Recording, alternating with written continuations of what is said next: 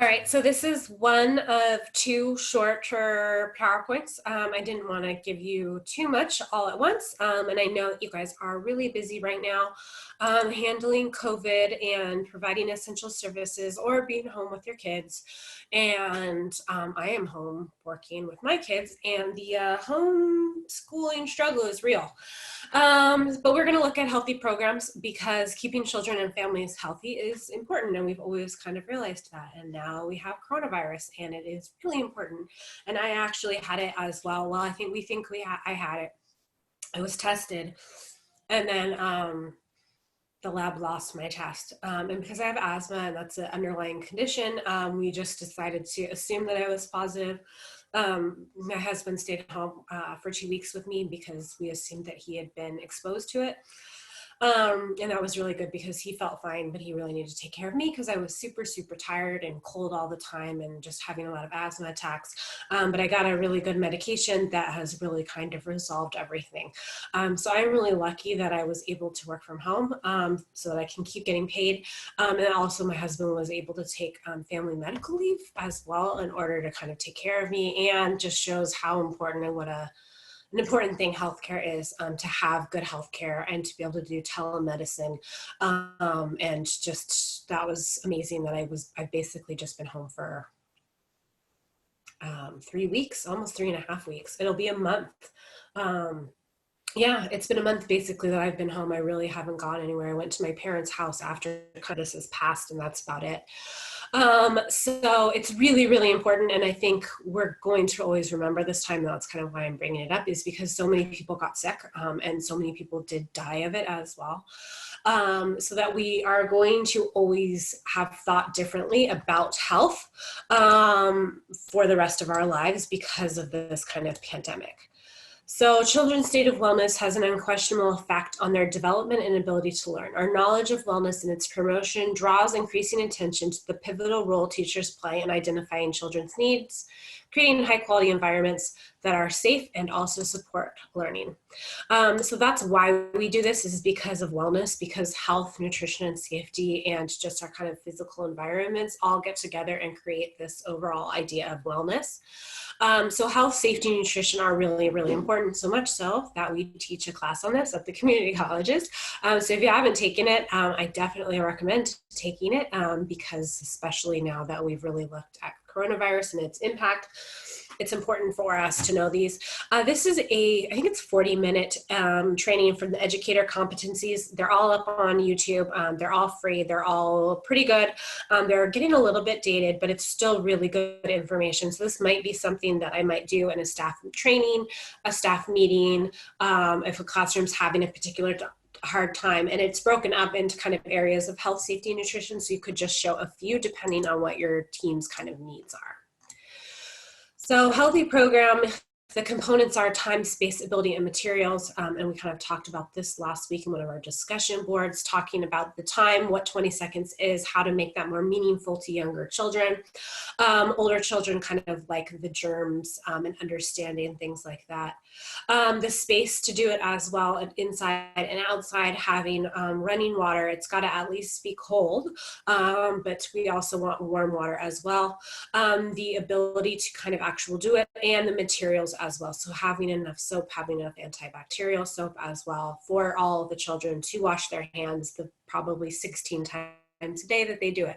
When they come in, when they eat, whenever they're done with a mess. Yeah, so it's about, I feel like it's 16 times. It should be 16 times. That's how much I feel like I'm washing my hands every day because I'm drinking a lot more liquids, trying to stay healthy. Anytime I sneeze or blow my nose, when I come in from being outside. Yeah, so it's a lot.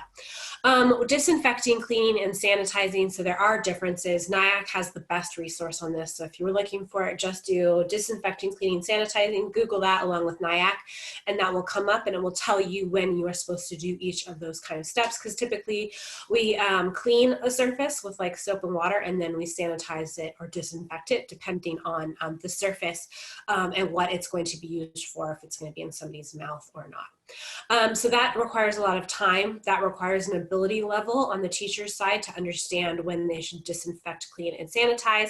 So that's some kind of training that you've given them. And then they also have the materials, the chemicals needed for disinfecting, cleaning, and sanitizing. We do want to typically go a little bit greener, but at the same time, we do need to make sure that viruses and bacteria are taken care of. So things like hydrogen peroxide will kill both, bleach will kill both. Other things like that might kill a bacteria, but it might not kill a virus. So we in childcare need to have materials that are going to kill both, especially if it's an eating surface, common surfaces that we might be touching. And I think this is something we're all going to be thinking about over the next couple of years, is common areas of childcare. So, I mean, we keep our tables really clean, we keep our floors clean, we keep our toilets clean, we keep the children's hands clean, but you know, doorknobs, doors in general, playground equipment. I mean, I'll send staff out to clean playgrounds, but we probably need better ways to do that. I'm not sure that you can get all of those nooks and crannies in our playground equipment. So we're probably going to need better ways to kind of think about this in the future. I know a lot of grocery stores used to have sprayers that they would spray down the carts with at night. I don't know if they do that anymore, but something like that we could do on the weekends, like on a Friday night as everybody's leaving, go out, spray all the playgrounds down. So we came back on Monday, it would be like a fresh start, and then just spot clean. I don't know. We're going to have to really start thinking about this, I think, though. Health records, we need health records and documentation that children are healthy and that they can be here and that they can participate. They also need to have their vaccinations. And I know that there was some controversy over the new law that we're going to be having because people were kind of skirting this by getting osteopaths and things like that. But it's important that we educate parents on the need for their children to be healthy, why we disinfect, clean, and sanitize. When they need to keep their own children home, we need to be very strict about keeping children home. We probably need more mildly ill care so that families can continue to work, but we need to involve families in this healthy practice because it's super, super important. Without our parents supporting us and keeping their children home or at mildly ill care centers, which once again, we need so much more. And then also knowing how much we sanitize, disinfect, and clean is going to be really important. So parents always need to be given the policy and then they need to sign that they've received it. And then this is something I think that we should be like really, really hit you over the head with. And then they need to see it in practice every day. They need to see us cleaning. They need to see us with ratios. They need to see us keep taking care of the facility so that it looks clean, so it smells clean, so things are ventilated. If they see this, I feel like if parents see our hard work, then hopefully they will buy into it and they'll want to keep our center healthy, and they'll see that we're not like just, you know, some dirty place that they don't feel like their child is comfortable. And then hopefully they'll try harder to keep children home as well. So it needs to be explained in detail. I think this needs to be verbally. I think the parents need to sign that they understand it and you need to show it. You need to have the exclusion policy and procedure. Obviously, we're doing those daily health checks and then sending the child home and really sending them home. I know it's so hard. This was the hardest thing I ever, you know, having to tell parents that really needed to be at work, I'm sorry, your child can't be here. And that's why we need mildly ill care. And then I think it should be family training and workshops, and especially like in our fall and winter as we start to get sicker, or the flu season starts, talking about staying healthy, about nutrition, about, you know, eating well, maybe even having people come out and give flu shots, or having somebody from a local health clinic give a presentation. Parents really like that. And I think it shows how serious we take health and safety. And then that's proactive communication, so what you do up front. And then there's also reactive, and sometimes we have to reactively communicate. I mean, when a child gets bit, that's reactive communication. You're telling them all about that. But when a child gets sick and they need to go home, or a child is contagiously sick and the whole program must be informed, like if there's lice, whooping cough, hopefully not measles. Their parents are going to be upset because lice has gone around and nobody wants to get lice, and they're going to be upset, and you're going to know that they're upset, and the parents are going to be upset because they're anticipating getting sick. Taking off sick time is always inconvenience. Once again, mildly ill care is really needed. I remember I had just had my third daughter, and my daughters were in TK, and whooping cough went through, and I remember being really upset and really kind of scared because she was just born. She didn't have all her vaccinations yet, and that's one of the most critical times when children can be sick. And a child here in San Diego died in 2016 of whooping cough, a little brand new baby. This was just a few months before my own daughter was born. So I remember it being scary. And now that I think we've lived through a coronavirus and a global pandemic, and we've seen people die and know people ourselves who have died or who have gotten sick themselves, we're going to pay more attention to this. As far as our paperwork and record keeping, licensing loves to look at this. So having exclusion policy, health policy, your medical clearance, your immunization and blue card, a log of accidents and incidents in each child's filed as well, and the documentation of the child's milestones or growth and development. So this is what we should have for children and for families in each child's file. Typically, you might want to separate what you need for your program versus what you need for licensing. So when licensing comes, they can just flip through really fast, and they don't have to go through all this extraneous stuff that they don't need to see that you need for your program. And they just want to probably see your medical clearance, the immunizations, the accident reports, emergency contacts, all of that. For your employees, they need their TB test. They need to have a medical clearance or physical. They need to have a signed sick policy. They need to have their CPR and first aid certification, and they need to have signed the health policies and procedures. So this is what we really want as far as record keeping. And then our child care provider training through CDSS, which is the overarching kind of bureaucracy behind community care licensing, is that for a first-time licensee, so you are building your business, building your program, you need to have 16 hours of training, 4 hours of pediatric first aid, 4 hours of pediatric CPR, AED, and 8 hours of preventative health and safety training. Every 2 years, a child care provider must renew their training by completing 4 hours of pediatric first aid and 4 hours of pediatric CPR.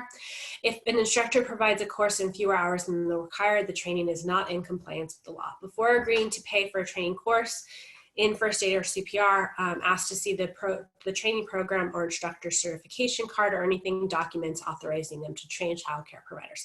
And now most places have a website, and you can easily check that. The person I love, if you want to email me or text or message me, I have a guy who I love in Carlsbad. It's near my house, which I really like, but it's back-to-back morning and then afternoon, and he's funny, and that was the best thing. It's if I'm going to literally spend 8 hours on a Saturday away from my family, I at least want to keep it moving. And there was good food around too, because yeah, it's a long day. So if you want his name and number, just let me know. Licensing most common deficiencies. So if you come out, licensing hits you, it's clean, safe, and sanitary. So they want to know that there aren't holes in walls, that the flooring is being redone. They want to see evidence of cleaning, disinfecting, and sanitizing. They want to know that all of the materials, like cleaning solutions, are inaccessible to children, so off to the side in a locked container, and that they have been prepared and labeled correctly as well. Documentation of immunizations or exemptions from immunizations used to be it, but this is, as far as I can tell, this is still the terminology that they're using, although we have our new AB 17 or whatever, 730, I don't remember what it is, about vaccinations. This will change, but this is what I had seen last. And then their personnel record that is maintained by the daycare center. So these are the top three. With the disinfectants that they might consider it accessible to children if it was on a playground or something like that. And then they also are always kind of looking that it has been freshly prepared correctly, and then labeled correctly in the classroom as well. So if you are demonstrating that you are cleaning, sanitizing, and disinfecting, and that you're taking care of those materials, which can be toxic. I mean, bleach kill you if you drink it. So it needs to be inaccessible. And then also just making sure that you have all of the documentation, so you have all of your filed records. And once again, maybe having one side of the file just be for licensing what they need to have, and then the other side having what you need for your center with milestones and DRDPs or whatever it is. So that way licensing, and if it's the same for each child, licensing can just really easily go through the paperwork. And if you make their life easier, they'll hopefully make your life, if you make their life easier, they should make your life easier, something like that. So having all of that paperwork easy for them to see and updated to the best of your ability will probably kind of save you in headaches and getting dinged by them as well. So we should also, in addition to our health and safety training, we need to be responsible with that daily health check, which we learn about a lot in health and safety class, and that you shouldn't be allowed into the center if you are showing any of those signs.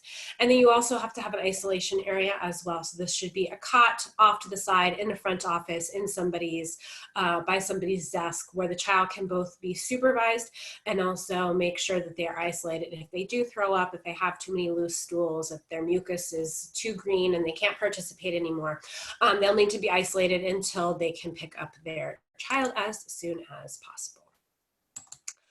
And in conclusion, health is now on the forefront of all of our brains. Coronavirus has changed the world forever. We're going to always remember this. We need to take a hard look at health, how we are keeping children healthy, how we are sanitizing, disinfecting all areas, not just kind of the toys that children mouth and the places where they eat, but all of those common areas that we all come in contact with. We probably want to start thinking about having pandemic policies. So if something like this was to happen again, you know, are you picking up from the curb and parents aren't allowed into the center right now, to, you know, 6 feet distance? I mean, there's a lot going on. So we probably want to have ideas about this as we go forward, because there's nothing more important than our health. And I think we've all just kind of remembered this as we're having to stay home. Or, you know, my husband's an essential worker here. He works at a medical lab. How are we keeping us safe and healthy? All right, guys, stay safe, and I will see you online.